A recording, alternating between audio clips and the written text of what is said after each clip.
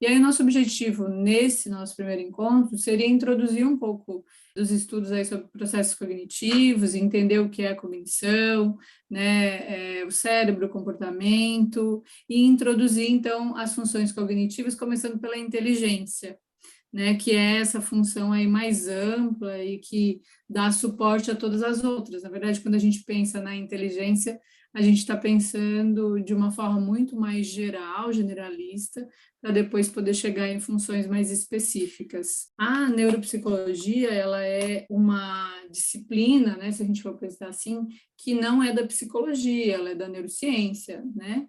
Só que ela fala da psicologia, né? Então ela traz essa questão muito ampla sobre os processos cognitivos e como que esse processo cognitivo, né, quando a gente pensa essa estruturação cerebral, como que ela influencia o comportamento e como que esse comportamento do sujeito também influencia nesse processamento cognitivo. Então, quando a gente pensa num TEA, né, no transtorno do espectro autista, que tipos de movimento existe ali? Qual as características que a gente observa naquele sujeito, né, que estão influenciando no processamento cognitivo dele e, ao mesmo tempo, como que aquele processamento cognitivo influencia no comportamento desse sujeito, né? Então, a neuropsicologia, ela se preocupa justamente em entender esse comportamento do sujeito diante de um processamento da informação. Como que ele processa o que está acontecendo na frente dele? E aí, se a gente pensa, né, o que faz com que uma criança aprenda? Né? O que faz uma criança apresentar, então, as características de uma criança com autismo? Né? O que acontece realmente nesse cérebro para a gente poder concluir isso? Então, a neuropsicologia ela vai se interessar por esse processo, né? Entender esse caminho de como que isso se dá no cérebro. E é muito interessante você poder pensar que nós vamos conhecer aquela criança, vamos conhecer aquele sujeito, entender um pouco como esse processo acontece, né? O que está acontecendo de fato e como que esse cérebro está se desenvolvendo e aprendendo, né? Ou se colocando diante do ambiente onde ele vive. E aí, quando a gente pensa em comportamento, a gente está pensando em tudo que abrange o que as pessoas e os animais fazem, né? Então, a gente está falando sobre conduta, sobre emoções, sobre forma de se comunicar, sobre processos mentais, sobre processo de desenvolvimento, né? E a cognição, que é esse jeito de perceber, de participar, né? Na psicologia a gente fala muito isso, aspectos afetivos, aspectos cognitivos. E eu particularmente acho que nós psicólogos não podemos deixar de lado o aspecto da cognição, né? Como é que está a capacidade de compreensão daquele sujeito, como que é a capacidade de atenção, né? Como que ele consegue se apropriar do mundo também? Será que as questões são sempre afetivas, sempre relacionadas a aspectos do sistema límbico só? Não, mas tem um cérebro muito desenvolvido, muito complexo, para a gente pensar que seja só um aspecto relacionado à afetividade, tem muita coisa envolvida, né?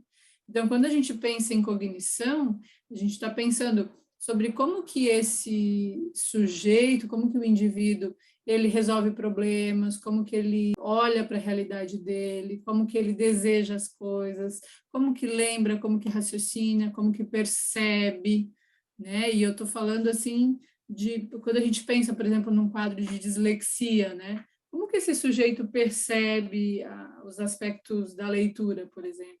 Por que a gente vai dizer que aquele sujeito tem uma dislexia e por que que isso está não desenvolvido, né, na cognição dele ou nesse cérebro que não tem maturidade para lidar, por exemplo, com o processo de leitura, que consegue compreender muito bem os aspectos orais, que tem uma capacidade intelectual dentro do que se espera para ele, só que ele não consegue, né? Então tem vários pedacinhos, assim, várias partes desse todo que às vezes tem algumas peculiaridades, diferenças, e que a gente vai, então, aprendendo a olhar e entendendo. e a partir disso, conhecendo como que está a cognição daquele sujeito que a gente está olhando. No Brasil, a gente tem uma resolução do Conselho Federal de Psicologia que diz que a neuropsicologia é uma especialidade em psicologia, né? Então é bacana, só que o que acontece? Outros profissionais também podem fazer neuropsicologia. A grande diferença, eu diria, é que eles não necessariamente têm os testes, não têm os testes psicológicos que a gente tem, né? Então, é uma área que a psicologia acaba dominando, mas a gente tem psicopedagogos, nós temos fonoaudiólogos, diversos fonoaudiólogos também entrando dentro da neuropsicologia, né, atuando nessa área, a pedagogia também, muito relacionada também à neuroaprendizagem, né, mas a psicologia, então, nessa resolução 002 de 2004, reconheceu a neuropsicologia como especialidade em psicologia, tá? E aí, o que eles entendem, né? Qual é a definição da neuropsicologia para o Conselho Federal de Psicologia? Ela atua no diagnóstico, no acompanhamento, no tratamento e na pesquisa da cognição, das emoções, da personalidade e do comportamento, né? E aí tem esse enfoque nas relações do aspecto do funcionamento cerebral, né? Então, como que a neurociência ajuda a gente nessa prática, né? Que é experimental, o uso dos testes e clínico também, né? Porque a gente vai observar o comportamento desses sujeitos para poder, então, fechar diagnóstico e entender um pouco do caminho, né? De quais os processos que a gente precisa cuidar e para encaminhar esse sujeito que a gente avaliou, tá? Então, a gente não vai avaliar, por exemplo, numa avaliação neuropsicológica, nós não vamos avaliar só a cognição, nós vamos avaliar as emoções, a personalidade, o comportamento daquele sujeito. Então, tem um movimento de uma integralidade do sujeito, né? Talvez a psicologia ela vai se atentar muito mais às emoções, à personalidade, ao comportamento, do que necessariamente à cognição, né? E a neuropsicologia vem justamente para poder ajudar a gente a olhar isso, porque é claro que quando você tem, por exemplo, um paciente com uma suspeita de TDAH, por exemplo, né? É claro que você precisa entender e a ciência precisa te ajudar nesse caminho de, ok, como é que está a atenção desse sujeito? Né? Tem hiperatividade? O que observa? Porque uma coisa você vai perceber no comportamento, mas o que os testes vão me mostrar junto com a minha observação clínica? E é justamente esse movimento de unir as minhas hipóteses como profissional junto às respostas que o teste vai dando, né, que eu vou conseguir, então, entender o processo pelo qual esse sujeito está passando e o que, de fato, pode estar acontecendo, né? Então, é bacana porque a gente tem esse reconhecimento aí do Conselho Federal. E aí, quando a gente pensa, né, nas funções cognitivas, a gente tem que pensar num sistema extremamente complexo, né? Vocês todos já estudaram o cérebro, todos os psicólogos, então a gente sabe da complexidade que é o cérebro, né? E da beleza também que é, porque além de as coisas funcionarem de um jeito muito interconectado, quando alguma coisa não vai bem, a gente tem a possibilidade de plasticidade, de que outras áreas cerebrais entrem em ação e possam ajudar diante disso tudo. Mas isso não é tão simples assim, né? Mas quando a gente pensa em função cognitiva, a gente está falando de um sistema funcional muito complexo, né? Que depende da ação conjunta de diversas regiões cerebrais e que vão estar conectadas entre si, né? Então, a neuropsicologia, ela vai tratar a relação entre cognição, comportamento e atividade do sistema nervoso. E aí a gente vai trabalhar, né, normalmente com indivíduos que possam ter ou não algum tipo de transtorno, ou não necessariamente, né, porque às vezes chega para avaliação um sujeito que não necessariamente tem algum tipo de condição que a gente possa chamar de transtorno de aprendizagem ou alguma outra questão, sei lá, envolvida, né? Ou um déficit de atenção, enfim, um transtorno de personalidade, não sei, né? A gente tem várias possibilidades aí pensando nos quadros diagnósticos, né? Ou até mesmo num entendimento dinâmico do que está acontecendo com aquele sujeito, né? Na neuropsicologia é muito forte essa questão do diagnóstico, né? Então, normalmente, os médicos nos procuram para que a gente possa avaliar o sujeito, observar, né, testar, ter impressões sobre o que significa aquele quadro. Então, envolve cérebro e cognição, e normalmente a gente então vai tratar os transtornos, vai poder entender como, que tipo de sequela tem aquele sujeito, o que pode ter acontecido. Eu recebo lá no meu trabalho, por exemplo, pacientes com sequela de AVC, né? Então, aqueles pacientes chegam com uma lesão, normalmente a gente atende pacientes agudos, embora não é o meu trabalho a reabilitação neuropsicológica, eu não faço isso, eu faço a avaliação neuropsicológica, mais voltado para a criança, mas muitas vezes os meus colegas fisioterapeutas, terapeutas ocupacionais, me pedem, né? Eu estou atendendo algum paciente físico, e o que você está observando? Essa semana mesmo, retrasada mais ou menos, eu estou atendendo uma paciente que é uma senhora que tem em torno de 65 anos e ela tem um quadro de epilepsia. Eles não têm conseguido dar conta com medicação, assim, tem sido muito difícil entender como que tem se organizado esse processo da epilepsia dela. Os neurologistas têm tido dificuldade, né, de minimizar esse problema. E essa senhora tem um quadro de HIV, né? E aí, na observação, no acompanhamento, eu fui percebendo assim, olha, a impressão que me dá é que, porque foi me solicitado um acompanhamento psicológico, né? Mas era muito claro que tinham questões ali de baixa de memória, de dificuldade de planejamento, né? Não conseguia ter uma conversa comigo, às vezes perdia a informação, não lembra, né? Bastante apática, assim, emocionalmente. Então, foi levantando algumas perguntas, o que está acontecendo? Se a gente não tem um quadro degenerativo aqui, né, que pode estar acontecendo?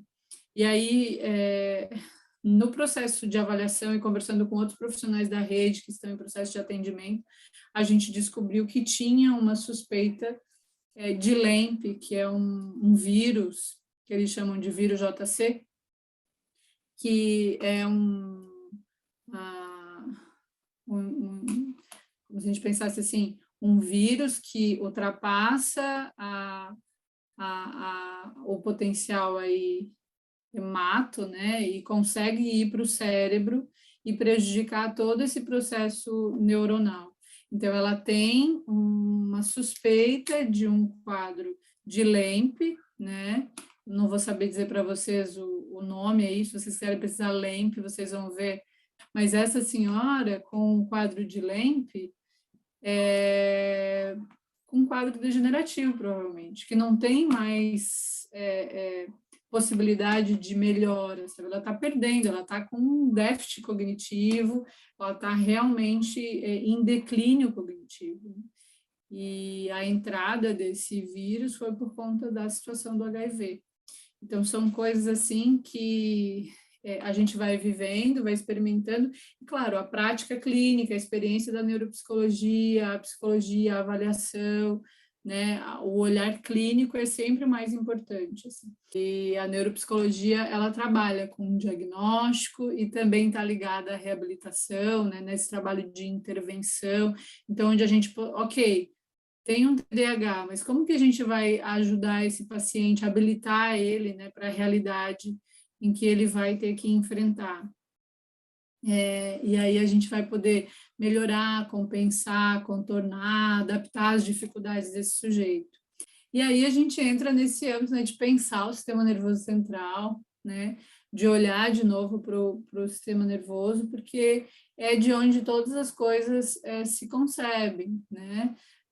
Não é uma tendência localizacionista, mas é no movimento onde a gente entende que para compreender esse todo do ser humano, né, esse cérebro faz parte e está ali com ele, né? E aí vocês sabem, né, que dentro do cérebro cada região tem a sua competência e a característica específica. Só que cada vez mais, depois dos estudiosos também aí, principalmente do Luria, que é o pai da neuropsicologia, né? A gente até entende que determinadas áreas são localizadas em determinados lobos ou determinadas regiões cerebrais. Mas mais importante do que isso é a gente saber que tudo tem uma interconexão, né? Então, tem essa capacidade de se conectar, não basta ter esse ponto aqui só, mas é preciso que outra região também trabalhe de uma forma que elas conseguem se conectar e, então, desenvolver aquela determinada função. E aí os objetivos, né, práticos da neuropsicologia, diagnosticar, estabelecer tipos de intervenção, de reabilitação, né, observar, então, diante disso, né, do diagnóstico, os tipos de intervenção, nós entendemos se ocorrem prejuízos ou modificações cognitivas ou comportamental, né, se isso está atingindo o sistema nervoso central. Outra coisa também é esse diagnóstico, essa intervenção nessa hipótese de potencial adaptativo do sujeito, né? Então, como que a gente pode também ajudar nesse processo de reabilitação ou de habilitação do sujeito para poder se adaptar, né, àquela realidade que ele vive e como que ele vai conseguir também ficar melhor diante disso, né? E quando a gente pensa em reabilitação, nós não podemos perder de vista a participação da família, né? Porque é muito importante também esse processo. Por exemplo, essa senhora que eu falei para vocês de uma suspeita de LEMP, ela vem com a família para os atendimentos, né? Com a filha, e foi nessas conversas com a filha, tentando entender, a filha me contando, olha, minha mãe já não é mais a mesma, a memória está bem difícil, eu estou percebendo que tem algumas questões, porque, claro, um quadro de humor deprimido, né? Uma situação de uma depressão instalada, enfim, ou uma distimia, né? Você tem junto disso um rebaixamento cognitivo, muitas vezes, num processo assim de um estado, né? Pelo qual aquela pessoa está passando, assim. Mas você vai ouvindo, vai fazendo, estabelecendo relação com as coisas que a pessoa vai te falando.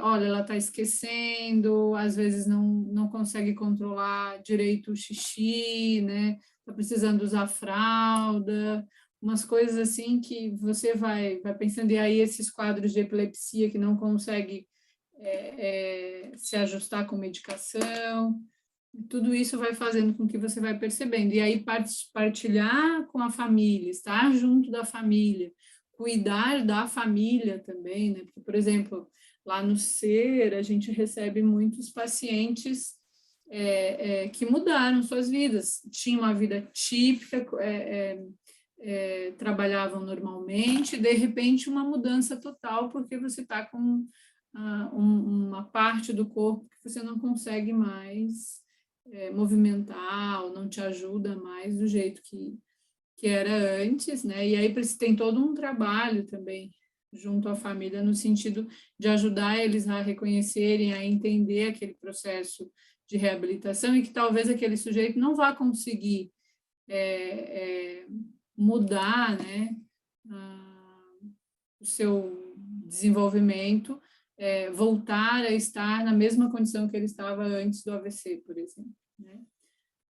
A mesma coisa acontece, por exemplo, com situações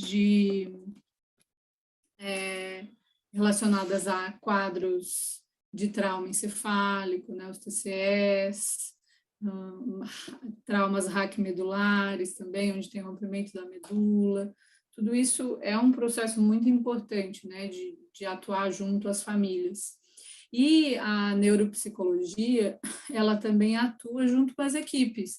Então, tem um trabalho muitíssimo importante de reconhecimento da neuropsicologia junto a, a esse grupo de profissionais, né? Então, normalmente, para fechar um quadro de transtorno do espectro autista, a gente tem a fonoaudióloga, a psicóloga, que normalmente é a neuropsicóloga, junto com a terapeuta ocupacional e o neurologista, né? Então, é muito bacana esse envolvimento. Ah, mas eu trabalho na área particular, como é que eu vou fazer isso? Você consegue encaminhar, né, para os profissionais. Bacana ter uma rede, alguém que você consegue fazer esse direcionamento, né? Então, a neuro, ela vai, então, formular hipóteses sobre o funcionamento cognitivo. Não é que a gente vai ter certeza sobre as coisas também, né? A gente vai, a partir da experiência de observação do comportamento, de avaliação da cognição, né, levantando hipóteses, e aí sim a gente consegue ter alguns princípios aí sobre como esse cognitivo está funcionando, né? E outra coisa que a gente faz também é criar materiais, instrumentos, né? Testes, jogos, livros, programas de computador também, né? Tem muitos neuropsicólogos que trabalham nessa linha também para poder desenvolver aí materiais e instrumentos. Atualmente, gente, essa abordagem cognitiva, ela é muito contemporânea, assim, né? Então, a gente tem visto aí essa abordagem crescendo muito, muito mesmo, né? Até porque, se a gente for pensar, pensar processo, estrutura, função mental, é bastante importante para nós hoje na psicologia, né? Porque não dá para a gente esquecer que é essa mente, que é esse cérebro, que dá ao comportamento o seu caráter distintivamente humano. Assim, nós conseguimos ser diferentes dos animais porque nós temos justamente uma condição de um cérebro muito mais desenvolvido, né? E não dá para a gente negar na ciência esse lugar, né? A importância do cérebro, desse órgão, para o ser humano, enfim, para a humanidade, né? Então, de fato, essa questão da abordagem cognitiva, ela tem crescido imensamente, assim. É claro que se a gente pensa, né, de forma prática, quanto mais a gente entender, por exemplo, a memória, mais a gente pode melhorar o ensino. Mas ainda tem muito que avançar sobre o que a gente sabe sobre o cérebro, né, o que a gente conhece sobre esse desenvolvimento.